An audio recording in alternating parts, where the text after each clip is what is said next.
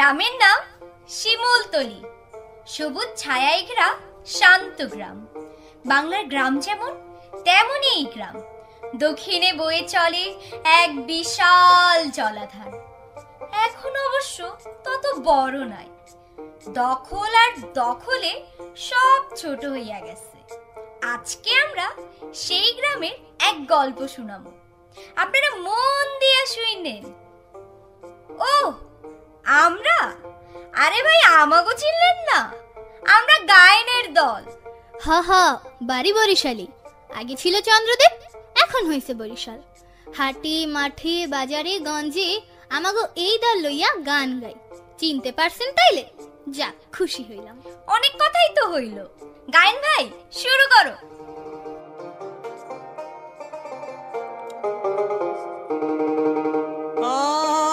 আসিলাম আসিলাম ভাই তোমাদের সঙ্গে, ভাবিলাম বর্ণিব কিচ্ছা কবিয়ালি কহিতে ভাবের কথা অনেক আছে দ্বন্দ্বে, কোন বা কথা ভাবে বলি, কোন বা কথা ছন্দে। আসিলাম আসিলাম ভাই তোমাদের সঙ্গে, ভাবিলাম বর্ণিব কিচ্ছা কবিয়ালি ঢঙ্গে, কহিতে ভাবের কথা অনেক আছে দ্বন্দ্বে, কোন বা কথা ভাবে বলি, কোন বা কথা ছন্দে। কোন বা কথা ভাবে বলি, কোন বা কথা ছন্দে, কোন বা কথা ভাবে বলি, কোন বা কথা ছন্দে। শুভক্ষণে শুরু করি গুরুর চরণ বন্দে। আরে খোদা বুঝি আল্লাহ বুঝি সঙ্গে বুঝি তাও, পিতা মাতা সবার উপর আমার সালাম দাও। খোদা বুঝি আল্লাহ বুঝি সঙ্গে বুঝি তাও, পিতা মাতা সবার উপর আমার সালাম দাও। আকাশ পাতাল 10 দিক বন্দি, যেদিক পানি চাও, সুখী জনায় আসুন যত ইচ্ছা বলি তাও। আসিলাম আসিলাম ভাই তোমাদের সঙ্গে, ভাবিলাম বর্ণিব কিচ্ছা কবিয়ালি ঢঙ্গে, কহিতে ভাবের কথা অনেক আছে দ্বন্দ্বে, কোন বা কথা ভাবে বলি, কোন বা কথা ছন্দে। কোন বা কথা ভাবে বলি, কোন বা কথা ছন্দে, কোন বা কথা ভাবে বলি, কোন বা কথা ছন্দে, কোন বা কথা ভাবে বলি। কোন বা কথা ছন্দে।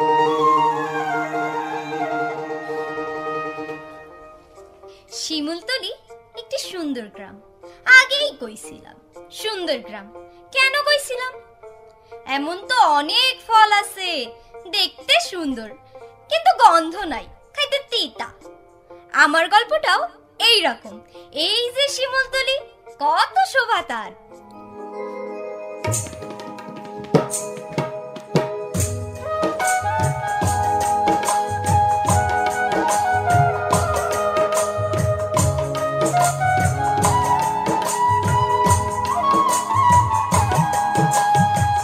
শিমুলতলি শিমুলতলি কত শোভা তার, কত রঙের বাগান যেন শোভেছে তাহার।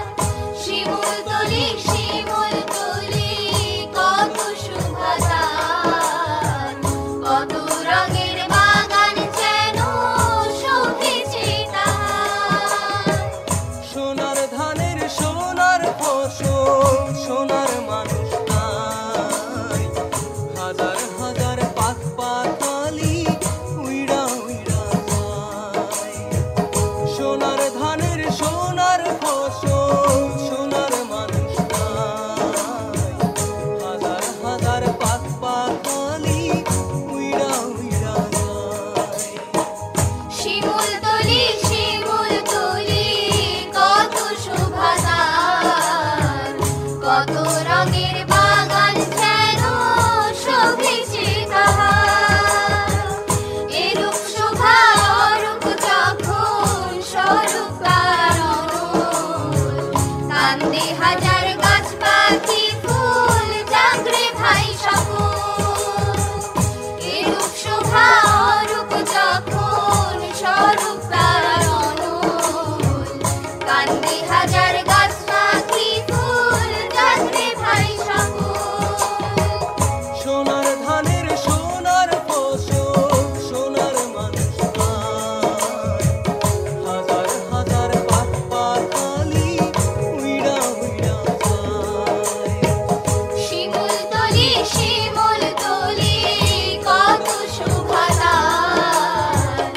কত রঙের বাগান যেন শোভেছে তাহার, কত রঙের বাগান যেন শোভেছে তাহার, কত রঙের বাগান যেন শোভেছে তাহার।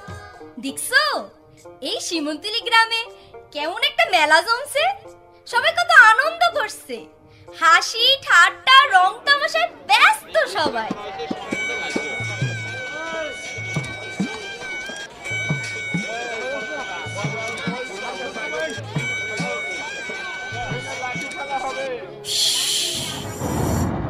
বিন্দু মাসি, সবাই চুপ করেন, বিন্দু মাসি আয়শা পড়ছে।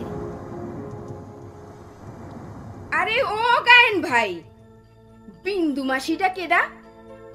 এরে দেখেই সবাই এরম চুপ হইয়া গেল কে? সবাই কেমন যেন ভয়ে ভয়ে আছে মনে হইল। হ, এই কথাই তো কমু আপনাগো সামনে। তার আগে একটু ইতিহাস কই, ইতিহাসের কথা কই। আমরা স্বাধীন হইলাম কবে? ৭১-এ। তার আগে ভাষার জন্য আন্দোলন হইল কবে? ৫২ সালে। বাহ বাহ, আমাকে ভাষা কাইরা নিতে চাইলো কারা? পাকিস্তানিরা। আমাকে অধিকার কাইরা নিল কারা? পাকিস্তানিরা। তার আগে আমাকে শাসন করেছে কারা? ব্রিটিশরা। আরে ভাইয়েরা তো মেলা কিছু জানে। ধন্যবাদ ভাই। এই যে আমরা বারবার যুদ্ধ করছি, আন্দোলন করছি, সংগ্রাম করছি, বিপ্লব করছি, কিসের জন্য ভাই? অধিকারের জন্য। ঠিক বলেছেন ভাই, ঠিক বলেছেন। অধিকারের জন্য, মুক্তির জন্য, স্বাধীনতার জন্য। কিন্তু এই স্বাধীনতা, এই মুক্তি, এই মুক্তিযুদ্ধ সবই তো বিফল হইয়া যায় যদি আপনার অধিকারের কথা আপনি না কইতে পারেন। অধিকার আদায়ের পথ তখনই সম্ভব যখন দেশের গণতন্ত্র ফিরে আসে, গণতন্ত্র প্রতিষ্ঠা হয়। যাক, মেলা ভারী ভারী কথা বইলা ফেললাম। আসি, শিমুলতলি গ্রামে ফিরে আসি, শুনি কি বলে সবাই। না না, এরকম চলতে পারে না। আমরা এবার ভোট চাই। ফয়সাল ভাই, ভোট চাইয়া লাভ কি?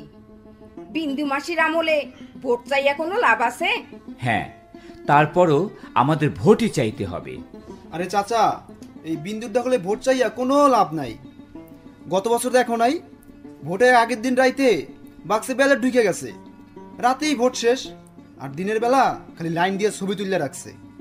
আচ্ছা, আগে আসি মূল কথায়। আমাদের হাট, আমাদের গ্রামের হাট, এই হাটে আমরা কেনাবেচা করব। আয় বাণিজ্য যা হবে এই গ্রামের মানুষগুলোর সুখ দুঃখে পাশে দাঁড়ানোর জন্য। ইজারা যারা নেবে তারা ইজারা লাভের টাকা খরচ করবে এই গ্রামের মানুষের জন্য, গ্রামের উন্নতির জন্য। আর ওরা নিয়ে যায় নিজেদের খাওয়ানোর জন্য। না, এরকম আজ চলতে দিতে পারি না। না, আর এসব সহ্য করা যায় না। কি করবা তোমরা? যে কথা বলবা তারই তো শেষ করে দেবে, আর না হইলে ধৈর্য নিয়া আন্দার ঘরে আটকাই রাখবে। কি কও ফয়সাল ভাই? তারপরও আমরা বাঁচতে চাই, মানুষকে বাঁচাতে চাই। শিমুলতলির মাটি কান্দে, বিন্দু মাসির আটা কান্দে, মোরা পাবলিক পড়ছি কান্দে। শিমুলতলির মাটি কান্দে, বিন্দু মাসির আটা কান্দে, মোরা পাবলিক পড়ছি কান্দে। ভোটের আগুন ছড়ায় ভয়, মানুষ এখন কোথায় যায়? ভোটের আগুন ছড়ায় ভয়,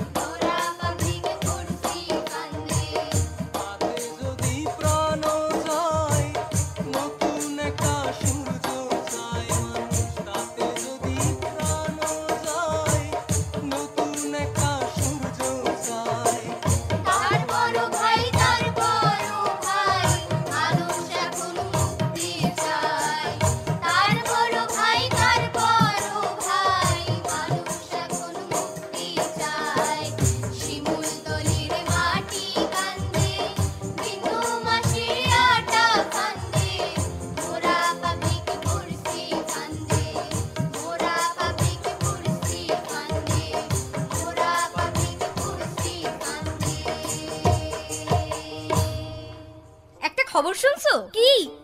ফয়সাল ভাইরে নাকি বিন্দু মাসি রাস্তা নাই ধইরা নিয়ে গেছে। কও কি? তাইলে তো শেষ। চলো দেখা আসি কি চলতেছে ওইখানে।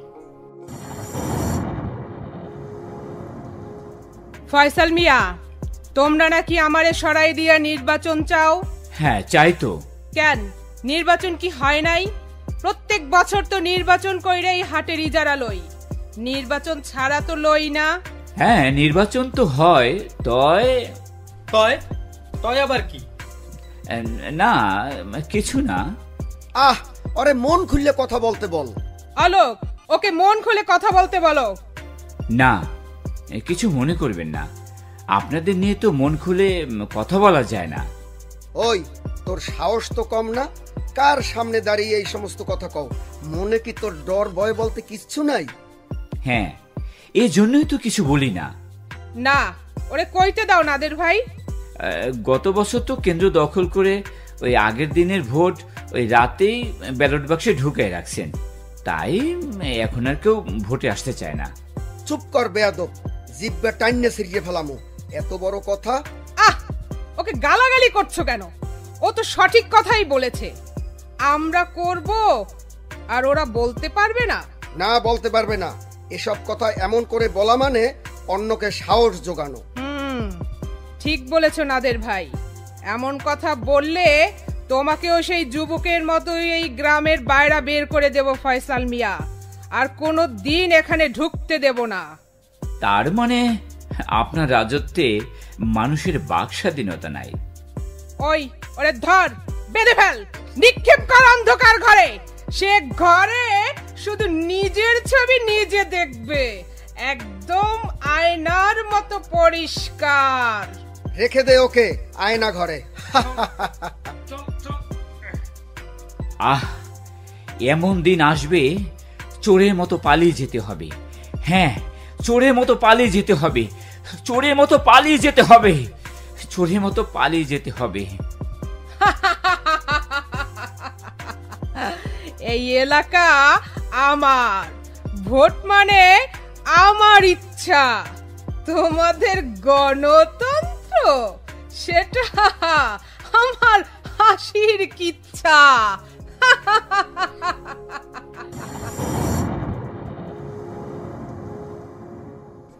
কেমন বুঝলেন গণতন্ত্রের ইচ্ছা, বিন্দু মাসের কিচ্ছা? এই কিচ্ছা নিয়ে আমারও অনেক ইচ্ছা। গায়েন ভাই একখান ধরো। বিন্দু মাসি সিন্ধু সম করেছো চুরি, বিন্দু মাসি সিন্ধু সম করেছো চুরি। আত্মীয় আর স্বজন নিয়া বাড়াইয়াছো নিজের পুরি, বিন্দু মাসি সিন্ধু সম করেছো চুরি, বিন্দু মাসি। আকাশ পাতাল 10টি দিকের যেদিক পানে চাই, তোমার বাপের ছবি ছাড়া আর কি কেহ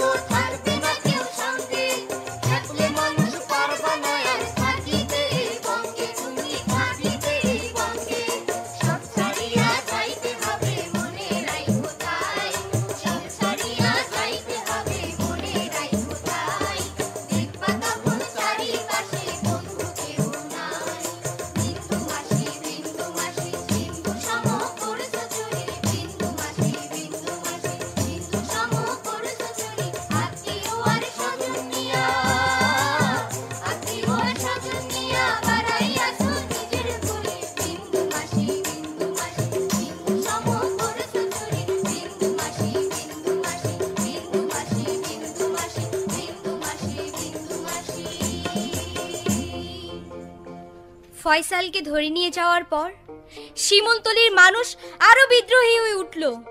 সবাই গ্রামের যুবক ইব্রাহিমের ডাকে সাড়া দিয়ে এক হয়। সবাই মিলিত হয় ইব্রাহিম ভাইয়ের গোপন আস্থানায়। আজ আপনাদের সবাইকে ধন্যবাদ, আমাদের ডাকে সাড়া দিয়ে এখানে এসেছেন। আপনারা তো জানেন আমরা কেউই ভালো নেই। এই বিন্দুমাসির গ্রামে সবাই নির্বাক হয়ে আছেন, তাই আমরা চাই এর একটা পথ খুঁজে বের করা। কিন্তু ইব্রাহিম, এখন আমাকে কি করা উচিত? আমরা যে কোনো পথ খুঁজে পাইতেছি না। হাটের ইজারা লইয়া এই শিমুলতলিতে নিজের সম্পত্তি বানায় ফেলছে। যেখানে যত আত্মীয় স্বজন আছে তা করে সম্পত্তির পাহাড় কইরা দিছে। আর এদিকে সাধারণ মানুষ ঠিক মতো খাইতেও পারতেছে না। এটার একটা প্রতিকার চাই। এর জন্যই তো আমাদের লড়তে হবে, সংগ্রাম করতে হবে, বাঁচার জন্য লড়তে হবে, গ্রামটাকে আবার গড়তে হবে। কিন্তু এইসব কথা বললে ওই বিন্দু মাসি কি আমাকে সাইডে দেবে? দেবে না, তবুও লড়তে হবে। নিজের মতো বাঁচতে হলে আবার আমাদের মরতে হবে। বাঁচার জন্য স্বপ্ন দেখতে হবে, মানুষকে সে স্বপ্নের বাস্তবতা বুঝাতে হবে। আর আমাদের সবার শক্তি এক করে লড়তে হবে। তুমি ঠিক বলেছো, আমরা লড়বো, আমরা সবাই মিলে লড়বো। ধন্যবাদ। আসুন তাহলে আমরা এক হই, ওয়াদা করি এবার আমরা একা লড়বো না, সবাই মিলে লড়বো। কি দিয়া লড়বো?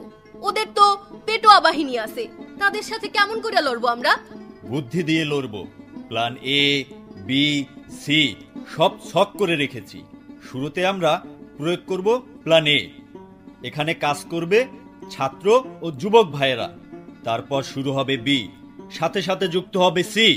আপনারা শুনুন, এই দিকে আসুন সবাই।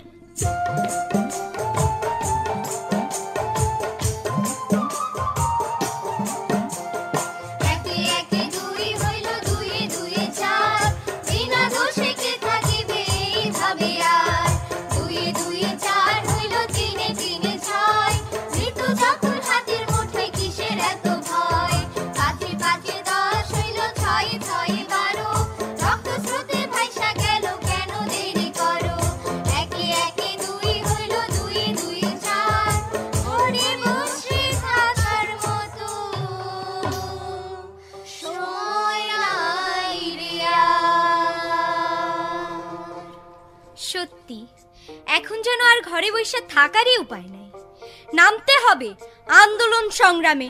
ওই যে বলেছিলাম আমাদের স্বাধীনতার কথা, মুক্তিযুদ্ধের কথা, স্বদেশী আন্দোলনের কথা। কেন বলেছিলাম? এই জন্যেই বলেছিলাম এদেশের মানুষ কোনোদিনই নির্যাতন নিপীড়ন সহ্য করে না। নির্যাতনকারী যতই বড় শক্তিশালী হোক না কেন, জনগণের কাছে পরাজিত হতেই হবে। দেখেন আপনারা, পরাজিত হতেই হবে।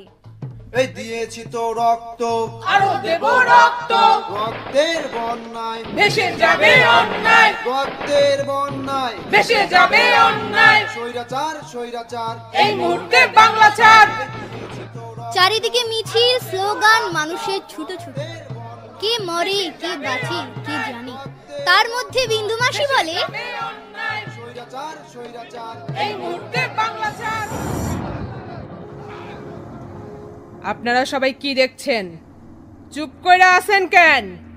নাদের ভাই, মুখে আঙ্গুল দিয়ে চুষবেন? এত বড় সাহস! এইটুক পোলাপান আমার সাথে লাগতে আইছে। এই গ্রাম আমার, আমার বাপে এই দেশ কিন্না দিয়া গেছে। আলোক, জিগাও জিগাও ওই ছোকরা ইব্রাহিম রে। শিমুলতলি কারো বাপের না, আমাগো সবার গ্রাম। তোর এত বড় কথা, তুই জানিস তুই কার সামনে দাঁড়িয়ে কথা বলছিস? জানি, একজন জালেমের সামনে। যাক, বুঝতেই তো পারছো আমি জালেম। এখন বল, তোদের যুব নেতা, তোদের রাজকুমার তোদের কি ছক দিয়েছে বল। জানি না। জানি না? এত বড় সাহস! শেষ করে দিমু। ইব্রাহিম, ভয় পাই না। কি? এখন আর আপনাগো কাউরে ভয় পাই না। আমাদের মাকে আপনি আটকে রাখছেন, আমাদের যুবরাজকে আমাদের গ্রামে ঢুকতে দেন নাই। আপনার বিরুদ্ধে কেউ কথা বললে তারে গুম খুন করছেন। তাই এখন আর আমরা ভয় পাই না, কারো বাক স্বাধীনতা নাই। চুপ কর! কিসের বাক স্বাধীনতা নাই? এই যে আমাদের সামনে দাঁড়িয়ে আমাদের বিরুদ্ধে এতগুলি কথা বললি, এটা কি বাক স্বাধীনতা না? এইটা আবার বাক স্বাধীনতা?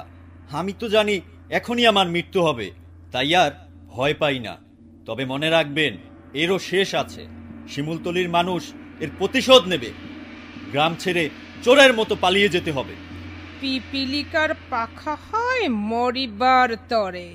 ও আরেক কথা বলে ফেলেছে, ওকে শেষ করে দে।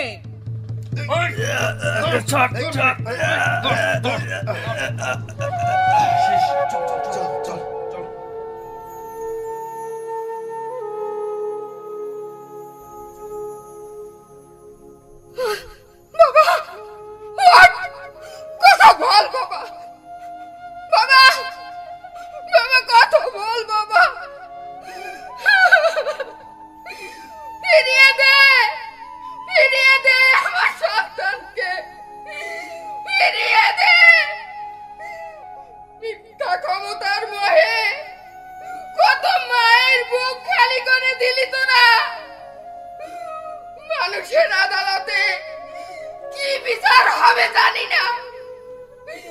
আমি অভিশাপ দিচ্ছি, সমস্ত মায়ের পক্ষ থেকে আমি অভিশাপ দিচ্ছি, তোরা কেউ রক্ষা পাবি না, কেউ রক্ষা পাবি না তোরা।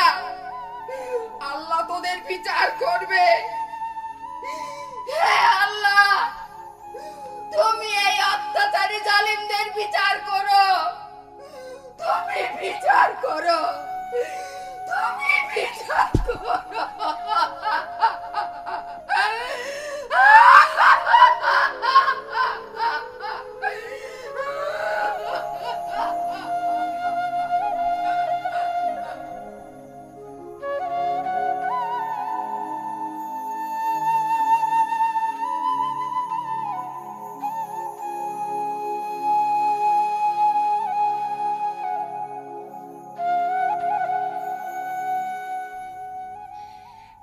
হাজার প্রাণের রক্তক্ষয় চলছিল সেখানে, তবু কেউ পিছু হাঁটেনি।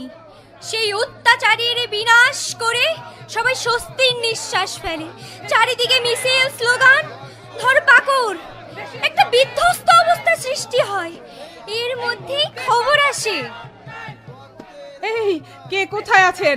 চলেন চলেন, পালাই পালাই, এখানে আর থাকা যাবে না, এখানে আর থাকা যাবে না। কোথায় যাব? চারদিক থেকে তো ওরা ধেয়ে আসছে, এখন পালাবো কোথায়? হ্যালো, হ্যাঁ হ্যাঁ আসবো, হ্যাঁ ঠিক আছে, হ্যাঁ ঠিক আছে আসছি। হ্যাঁ আমি যাই, পাশের গ্রামের মোড়ল আমার নেয়ার ব্যবস্থা করছে।